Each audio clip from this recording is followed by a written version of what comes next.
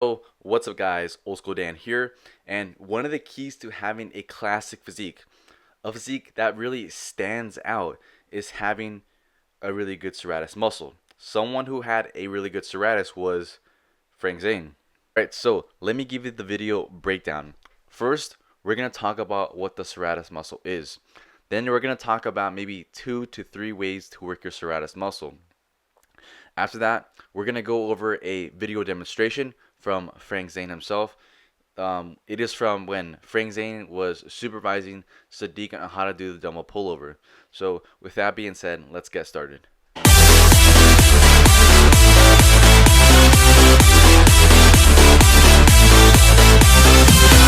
Alright, so what is the serratus?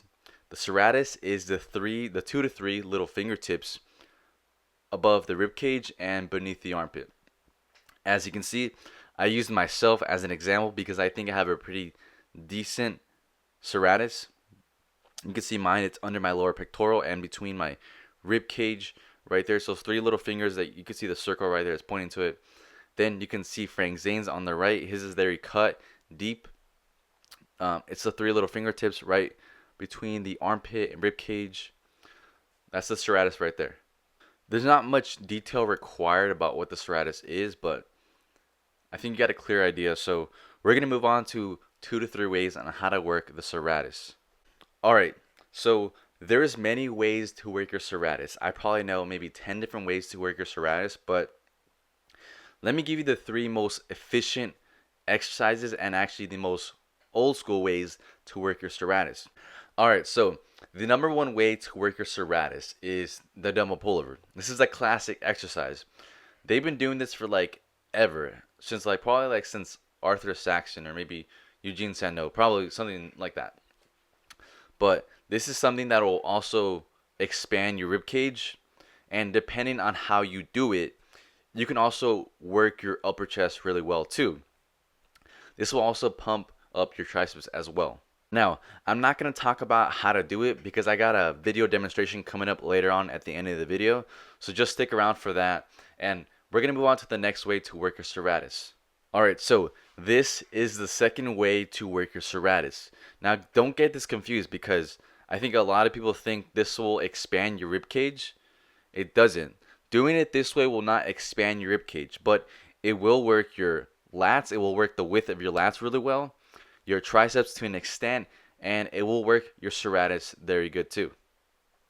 So this is something I learned from Vince Aranda and Frank Zane. There's a certain way to do this exercise. It's not with a wide grip. Frank Zane teaches Sadiq to do this with a close grip. Now you're probably thinking, well, that doesn't make sense because, well, other than this is a really good serratus exercise. This is really good to build wide lats. But the thing is that this is something that Arthur Jones never understood.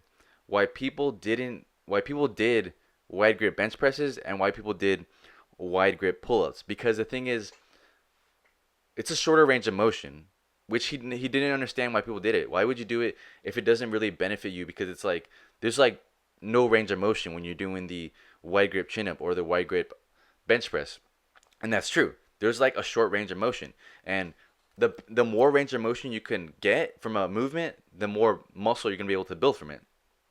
The more effectively you will work the muscle. So there's a certain way to do this exercise, which is with doing it with a close grip. Now you can do it with a straight bar and grabbing the close grip. That is probably the best way to do it. You could also do it the Frank Zane way, the way he taught Sadiq, which is with like this little circle ball and it's like flat, and you basically create a triangle with your fingers, kind of like the way you would catch a football. I don't know if you know how to do that, but if you were just make like the Illuminati sign with your fingers, make a triangle, that is one of the ways to do it. So yeah, for the short answer, do it with a close grip. All right, so let's move on to the next exercise, the final one. Then we're going to move on to the video demonstration. Cool. All right, so this is the last and final way to work your serratus. Now also, this will not expand your rib cage. Doing this exercise will not expand it at all, but it will work your serratus, your lats, and a little bit of your triceps pretty well too. This is something Arthur Jones developed. It's called the Nautilus pullover. Now, you've seen guys like Arnold, Sergio Oliva, Mike Menser use this machine. and it works the serratus really, really well. I heard it's like hella hard, but it's really hard to find one of these machines. I know there's one at Stern's Gym in San Diego, but I've never ever seen a Nautilus pullover in a gym. Now, I've never used one before, but I would definitely try it if I could use one. Now, if you have the opportunity to use a Nautilus pullover, definitely try it, man. Pretty cool experience, I bet. But I know Frank Zane has one in his studio apartment. No, it's his studio where he trains clients. He has I think it's the 1978 version. So yeah, if you get a chance, definitely try it. So now we're gonna finish off with the video demonstration. This is where you're gonna get the most value of how to do the dumbbell pullover, especially because it's being supervised by Frank Zane himself. I hope I don't get copyrighted because that would really suck. But anyway, so let's get started. All right, so before we start the video demonstration, I'm gonna give you a quick tutorial from Frank Zane. According to IronManMagazine.com, Frank Zane says, with your head hanging off the edge and the base of your neck touching the bench, hold a dumbbell between both hands over your face.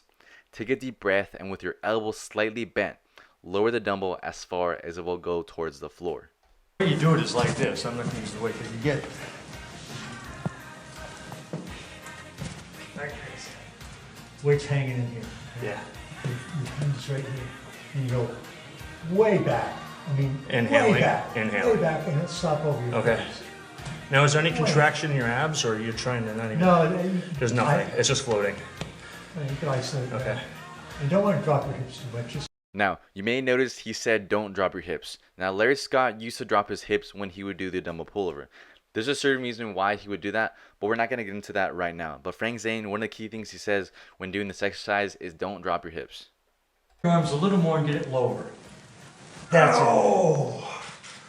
Yeah, that's a bit. Elbows a little more, and your triceps may be pumping too from doing that. Oh yeah, they started.